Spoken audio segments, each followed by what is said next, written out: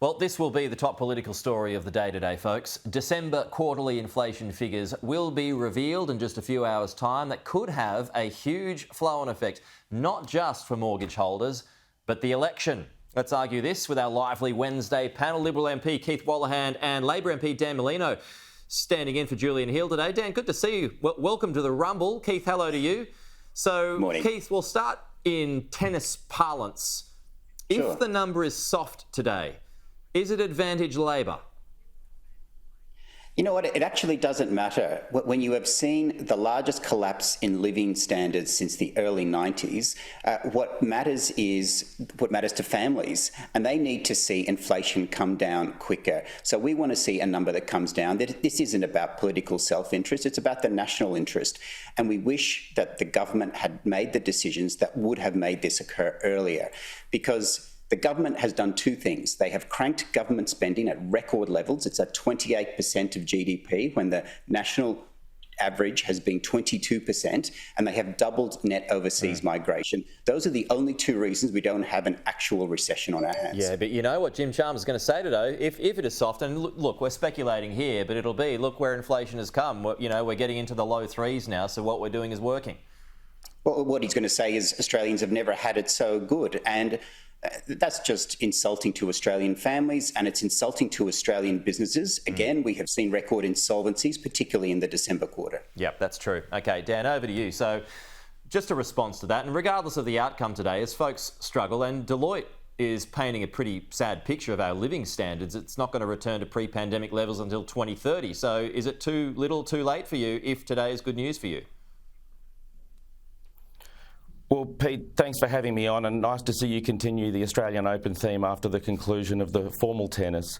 But look, today's numbers do matter, and the government is not complacent at all, because we understand that people are doing it tough. But what we are confident and hopeful of seeing is that inflation will continue its downward march that we've seen for the last 2 years. When we came to office way back in 2022, inflation was far higher than it is now, and it was rising fast, and the interest rate increasing cycle had already started. It's absolutely critical that inflation continues to come down. Firstly, because as the RBA and all economists will tell you, inflation eats away at people's living standards. And I talk to people every day who talk about cost of living, of course. And secondly, because we need to get inflation into the 2 to 3% band so that we can start to see interest rates coming down.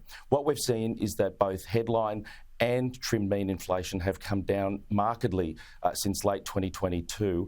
This is a trend that has been sustained, and it's a really important trend reflecting government policies. Right, but could this have happened faster had you not been putting fuel on the fire, as Keith pointed out, of record spending?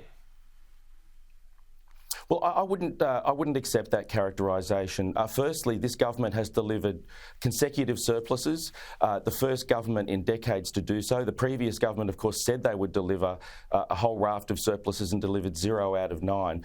Those surpluses contributed significantly to downward pressure on inflation, as macroeconomists have said, and as the RBA governor herself has said. Secondly, the government has banked a very high proportion of the fiscal uplift that came as a result of stronger labour markets and higher commodities prices. That's put significant downward pressure on government debt. So we've managed the government spending in a way that has helped with the inflation fight, but we've also done it in a way that's responsible. We've given people well-targeted and calibrated help with energy rebates, with rental assistance.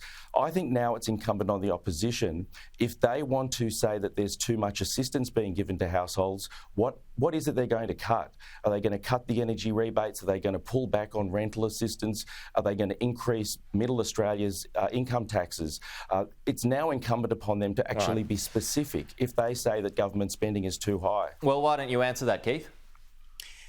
Dan Molino is someone who I respect highly. He chairs the economics committee I'm on. He has an actual PhD in economics, unlike the Treasurer, who has a PhD in Paul Keating. So I hope, hot tip for the Prime Minister, I hope he elevates Dan Molino to that position sooner rather than later. But it was disappointing to hear Dan go to that scare campaign. What's the government going to cut? It's about efficiency. We have seen government spending at 28% of GDP. It should be at 22%. We can find efficiencies. We've seen the public service, and I respect the public servants who work hard for Australia, but it has ballooned by 36,000 when we have a defence force shortage of 5,000. The government's priorities are wrong. Families are finding efficiencies. The government can find efficiencies. And if we're elected, we will find efficiencies. Okay, and where would you like to find efficiencies, Dan? Well, look, I respect Keith also, but with all due respect, I just don't think efficiency is going to get to the point where the opposition says that it wants to get to.